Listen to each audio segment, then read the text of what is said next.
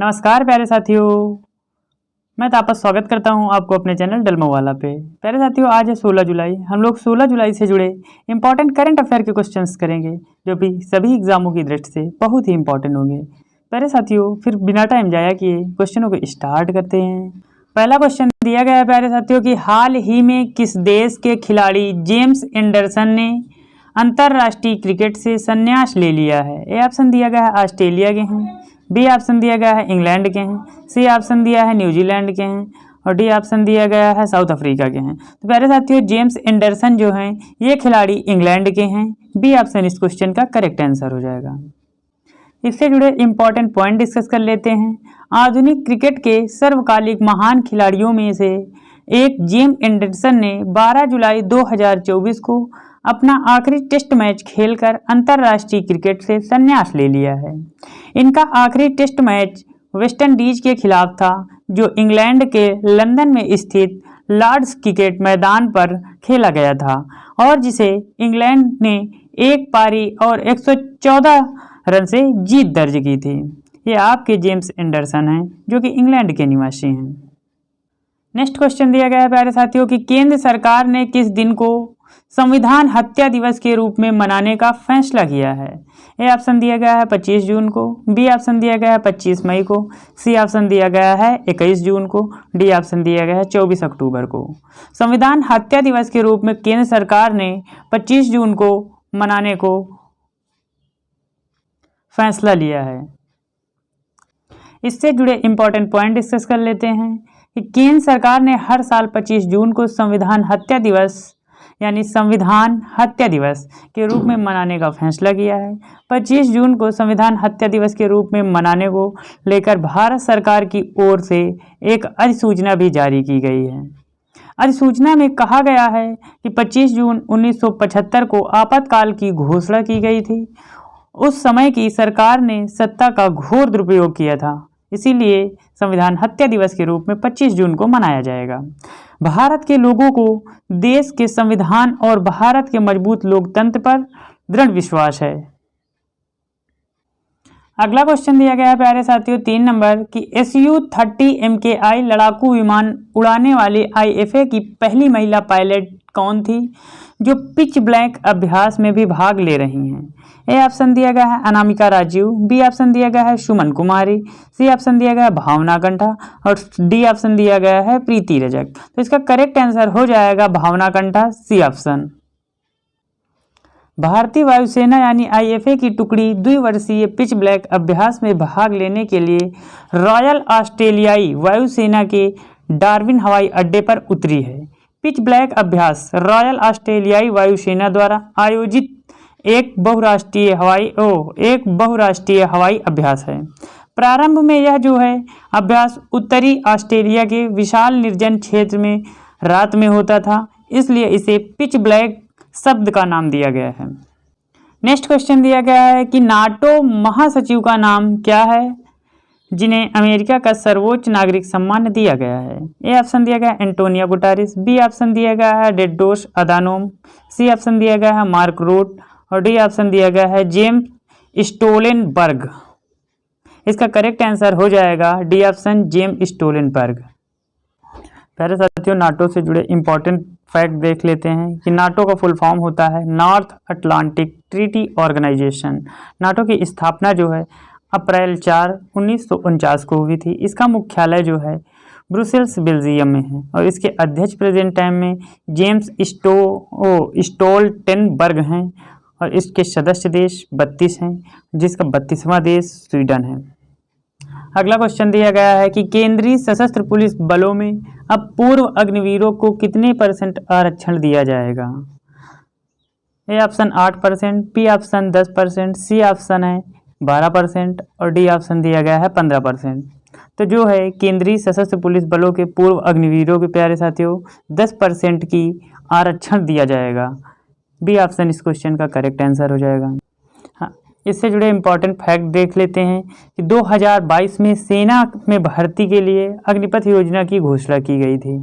इसके तहत सेना में आए 75% अग्निवीरों को 4 साल बाद रिटायर होना था। विपक्षी कांग्रेस का आरोप था कि सरकार अग्निवीरों को यूज एंड थ्रो मजदूर मान रही है। बीते साल रक्षा मंत्री राजनाथ सिंह ने संकेत दिए थे कि जरूरत पड़ने पर सरकार इस योजना में बदलाव के लिए तैयार है। भारत सरकार ने पूर्व अग्निवीरों के लिए केंद्रीय सशस्त्र सुरक्षा बलों की भर्ती में 10% सीटें आरक्षित करने का फैसला कर लिया है। इसीलिए अगला क्वेश्चन दिया गया प्यारे साथियों कि हाल ही में एसडीजी इंडिया इंडेक्स 2024 किसने जारी किया है? तो इसका करेक्ट आंसर हो जाएगा नीति आयोग ने। ये ऑप्शन इसका करेक्ट आंसर है, एसडीजी इंडेक्स जारी किया है। नीति आयोग की बात हो रही है तो नीति आयोग के एसडीजी इंडेक्स 2023-24 यानी टिकाऊ विकास सूचकांक में उत्तराखंड और केरल ने टॉप स्थान हासिल किया है। नीति आयोग इस इंडेक्स की मदद से सामाजिक, आर्थिक और पर्यावरणीय मानकों पर विकास का मूल्यांकन करता है। इसमें टिकाऊ विकास लक्ष्यों यानी एसडीजी को हासिल करने में राज्यों और केंद्र शासित प्रदेशों के प्रदर्शन का आकलन किया जाता है। 57 अंकों के साथ बिहार सबसे पीछे है। एसडीजी इंडेक्स 1 से 100 के पैमाने पर 16 लक्ष्यों में हुई प्रगति का मूल्यांकन करता है। इस बार इन पैमानों के आधार पर केरल और उत्तराखंड को 79 अंकों के सबसे अच्छा प्रदर्शन करने वाले राज्यों के रूप में नंबर 1 की रैंकिंग दी गई है, जबकि बिहार को 57 अंकों के साथ सबसे पिछड़ा हुआ माना गया है।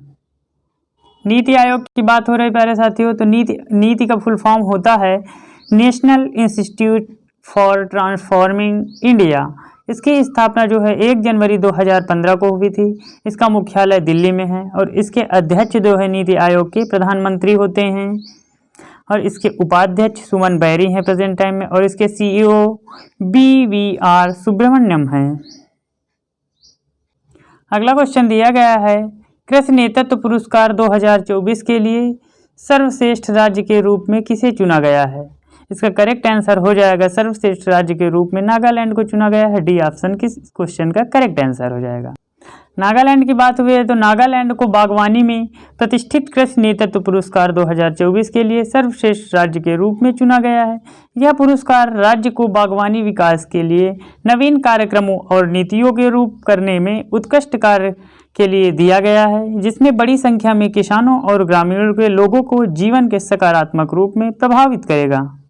नागालैंड से जुड़े इंपॉर्टेंट फैक्ट हैं कि नागालैंड की राजधानी है कोहिमा, यहाँ के मुख्यमंत्री हैं नेफ्यूरियो और यहाँ के राज्यपाल की बात करें तो लागाडेशन यहाँ के राज्यपाल हैं। नागालैंड का भारत के नक्शे में कुछ इस प्रकार का नक्शा दिया गया है। अगला क्वेश्चन दिया गया है प्यारे साथियों कि किस भारतीय ने मलेशिया की सबसे ऊंची यानी 4095 मीटर की चोटी पर तिरंगा फहरा दिया है? इसका करेक्ट आंसर हो जाएगा कि नीतीश सिंह ने हाल ही में मलेशिया की सबसे ऊंची चोटी पर अपना तिरंगा भारत का फहरा दिया है।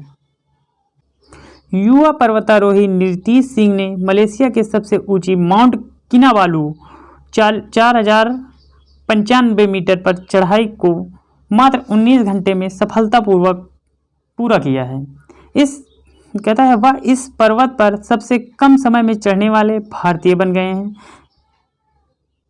अगला क्वेश्चन दिया गया है कि सुप्रीम कोर्ट कॉलेजियम ने जस्टिस गुरमीत सिंह किस राज्य का हाई कोर्ट का नया मुख्य न्यायाधीश नियुक्त किया गया है? इसका करेक्ट आंसर हो जाएगा कि जस्टिस गुरमीत सिंह को मध्य प्रदेश के हाई कोर्ट का नया मुख्य न्यायाधीश चुना गया है, नियुक्त किया गया है। डी ऑप्शन इस क्वेश्चन का करेक्ट आंसर हो जाएगा। मध्य प्रदेश की बात आई प्यारे साथियों तो मध्य प्रदेश की राजधानी है भोपाल, यहाँ के मुख्यमंत्री हैं मोहन यादव, यहाँ के राज्यपाल हैं मंगू भाई सगन भाई पटेल। यहाँ लोकसभा की सीटें हैं 29 जबकि राज्यसभा की सीटें हैं 11। यहाँ के इंपॉर्टेंट करेंट अफेयर की बात कर लेते हैं। रानी दुर्गावती टाइगर रिजर्व देश का 54वां टाइगर रिजर्व है जो कि मध्य प्रदेश में स्थित है। ग्वालियर यूनेस्को द्वारा संगीत शहर के रूप में चुन लिया गया है मध्य प्रदेश आपका। और सांची देश की पहली सोलर सिटी ये भी मध्य प्रदेश में स्थित है। नर्मदा लोक यानी अमरकंटक प्रस्तावित हाल में ये भी मध्य प्रदेश में स्थित है। सिकल सेल एनीमिया उन्मूलन पहल की शुरुआत हाल ही में मध्य प्रदेश में हुई है जो कि मध्य प्रदेश के शहडोल PM द्वारा चालू की गई थी। थैंक यू फॉर वॉचिंग प्यारे दोस्तों। यदि आपको हमारे वीडियोस अच्छे लगते हैं तो चैनल को लाइक शेयर सब्सक्राइब जरूर करिएगा। धन्यवाद।